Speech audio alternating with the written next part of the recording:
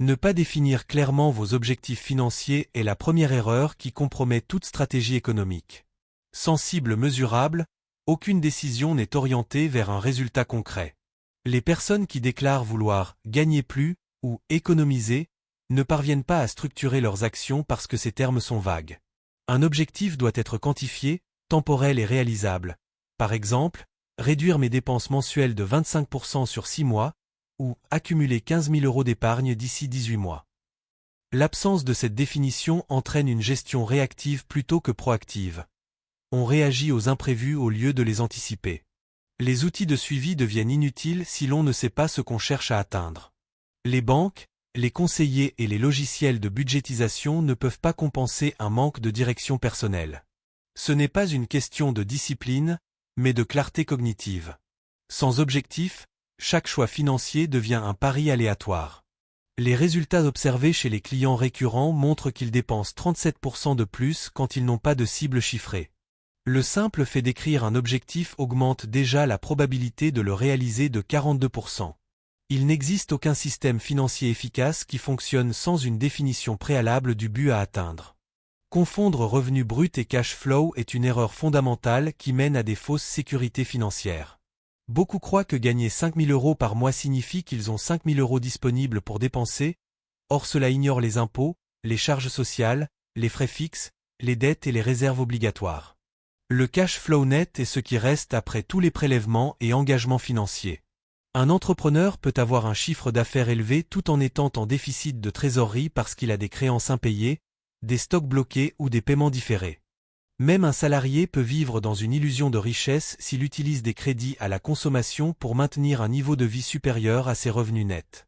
Cette confusion conduit à des décisions de dépenses mal adaptées. Achat de biens coûteux, investissement prématuré, ou refus de construire une réserve d'urgence. La plupart des faillites personnelles ne viennent pas d'un faible salaire, mais d'une mauvaise compréhension de la différence entre ce qui entre et ce qui sort réellement du compte. Une analyse mensuelle du cash flow permet de détecter les fuites avant qu'elles ne deviennent critiques. Aucun plan financier durable ne peut exister sans une vision exacte du flux monétaire disponible, et non du montant brut perçu. Recourir à un crédit à la consommation pour acheter un véhicule, un téléphone, un téléviseur ou un voyage est une erreur systématique qui crée une spirale endettée. Ces biens perdent de leur valeur dès l'instant où ils sont achetés, contrairement à un bien immobilier ou à une formation professionnelle qui génère un retour sur investissement.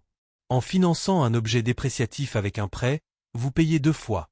Une fois pour l'objet lui-même, une seconde fois pour les intérêts. Sur une durée de 3 ans à 5% d'intérêt, un smartphone de 800 € coûte réellement 920 €, soit 15% de plus. Pour une voiture neuve à 25 000 €, le coût total peut atteindre 30 000 € en incluant assurance, intérêts et entretien. Cette pratique transforme des dépenses ponctuelles en engagements mensuels durables, réduisant ainsi votre liberté financière. Les institutions financières encouragent ce comportement parce qu'il génère des marges élevées, mais il n'a aucun sens économique pour l'individu. Les clients qui adoptent cette méthode voient leur ratio dette-revenu grimper rapidement, ce qui limite leur capacité à emprunter pour des projets productifs. Le seul cas acceptable est celui où le bien génère un revenu direct comme un véhicule utilisé pour le travail, mais encore faut-il en calculer le coût réel par kilomètre ou par heure. Le crédit à la consommation pour des biens de consommation courante est une erreur de logique financière, pas un choix de style de vie. Ne pas constituer une réserve d'urgence expose toute personne à un risque systémique, la perte soudaine de revenus. Que ce soit à cause d'un licenciement, d'une maladie, d'une panne majeure ou d'un imprévu familial, la pression financière peut devenir insoutenable sans liquidité disponible. Une réserve d'urgence n'est pas un placement, ni un compte épargne rémunéré, c'est une protection contre l'incertitude. Elle doit couvrir entre 3 et 6 mois de dépenses essentielles: loyer, nourriture, transport, assurance, facture. Les gens qui attendent d'avoir assez d'argent pour commencer à épargner restent vulnérables indéfiniment. Leur erreur est de penser que les urgences arrivent toujours à un moment propice, alors qu'elles surviennent sans préavis. Les études montrent que 62% des Français ne disposent pas de 1 000 € disponibles en cas de besoin. Cette absence de sécurité conduit à recourir à des crédits à haut taux, à vendre des biens à perte ou à reporter des soins médicaux. Construire cette réserve prend du temps, mais elle ne nécessite pas de gros montants. 50 € par mois pendant 20 mois suffisent à constituer une base minimale. Le problème n'est pas la somme, mais l'absence de priorité. La réserve d'urgence doit être le premier poste budgétaire, avant les loisirs, les vacances ou les achats impulsifs. Sans elle, tout autre plan financier est une illusion. Les frais cachés des services financiers sont l'une des sources les plus insidieuses de perte de capital. Beaucoup sous-estiment les commissions bancaires, les frais de tenue de compte, les tarifs de retrait hors réseau, les frais de conversion de devises, les coûts de gestion de contrats d'assurance ou les frais de transaction sur les plateformes d'investissement. Ces coûts, individuellement minimes, s'additionnent de manière exponentielle sur le long terme. Par exemple, un compte bancaire à 3 € par mois représente 36 € par an, mais si vous avez plusieurs comptes, des cartes, des assurances et des placements, cela peut facilement atteindre 300 € par an. Sur 10 ans, ce sont 3 000 € perdus sans retour. Dans les investissements, les frais de gestion de 1,5% annuels sur un portefeuille de 50 000 € représentent 750 € par an, soit 7 500 € en 10 ans, ce qui équivaut à la perte de plusieurs années de rendement. Les produits financiers proposés par les banques traditionnelles sont souvent conçus pour maximiser les revenus de l'institution, pas pour optimiser la performance du client. Les comparateurs en ligne, les banques en ligne et les plateformes d'investissement transparentes permettent de réduire ses coûts de 60 à 80%. Ignorer ses frais, c'est accepter de payer pour une inefficacité systémique. La transparence des coûts est la première condition pour toute stratégie financière rationnelle.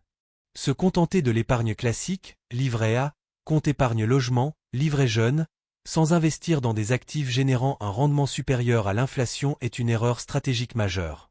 Ces produits offrent des taux d'intérêt proches ou inférieurs à 2%, alors que l'inflation annuelle en France dépasse régulièrement 3%.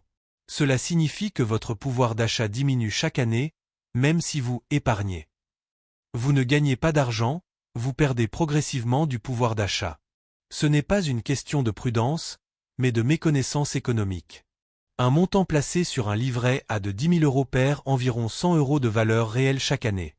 Sur 15 ans, cela représente une perte de 1 500 € en pouvoir d'achat, sans compter les effets composés. Les vraies opportunités de création de richesse passent par des actifs comme les ETF, les obligations d'État, les SCPI ou les actions dividendes, même avec des montants modestes. Le risque n'est pas dans l'investissement lui-même, mais dans l'immobilisme. Les gens qui évitent les marchés financiers par peur du risque ignorent que le risque le plus grand est de ne rien faire. L'épargne est nécessaire pour la sécurité, mais l'investissement est indispensable pour la croissance. Ne pas passer de l'un à l'autre, c'est accepter de voir son patrimoine s'éroder silencieusement. Dépendre d'une seule source de revenus, un salaire unique, un seul client, un seul contrat est une exposition excessive au risque. La stabilité apparente d'un emploi fixe cache une vulnérabilité structurelle. Une suppression de poste, une baisse de chiffre d'affaires, un changement de politique ou une crise sectorielle peuvent tout faire basculer en quelques semaines. Les personnes qui diversifient leurs revenus, par exemple, un salaire plus un revenu passif plus une activité freelance plus une location, ont une résilience financière multipliée par 3 à 5. Cette diversification ne demande pas de créer 5 entreprises, mais de développer plusieurs flux. Un blog avec du référencement, un produit numérique, un placement locatif, un investissement boursier, une formation en ligne. Chaque source ajoute une couche de sécurité. Les clients qui ont un seul revenu subissent 3 fois plus de stress financier lorsqu'un imprévu survient. Ils doivent choisir entre payer leur loyer ou leur mutuelle, alors que ceux avec plusieurs flux peuvent ajuster sans rupture. La diversification ne signifie pas prendre des risques inconsidérés, mais répartir les risques. Le marché ne récompense pas la fidélité à un seul emploi, mais la capacité à s'adapter. Celui qui ne développe qu'un seul canal de revenus agit comme un joueur qui mise tout sur une seule case à la roulette. Un plan financier statique est un plan mort. La plupart des gens établissent un budget ou un objectif une fois, puis l'oublient. Or, les circonstances changent. Salaire, dépenses, taux d'intérêt, inflation, fiscalité, besoins familiaux, opportunités de marché. Un plan qui était pertinent il y a 12 mois peut être totalement obsolète aujourd'hui. Revoir son plan trimestriellement permet d'ajuster les priorités, de corriger les écarts, d'optimiser les investissements et d'anticiper les changements. Ceux qui ne le font jamais accumulent des erreurs progressives.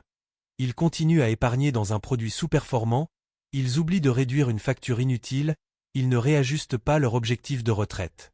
La révision n'est pas une tâche compliquée.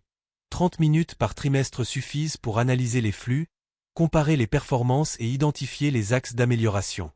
Ceux qui le font régulièrement augmentent leur taux d'épargne de 20 à 35% sur 5 ans, simplement parce qu'ils corrigent les petites fuites avant qu'elles ne deviennent des trous.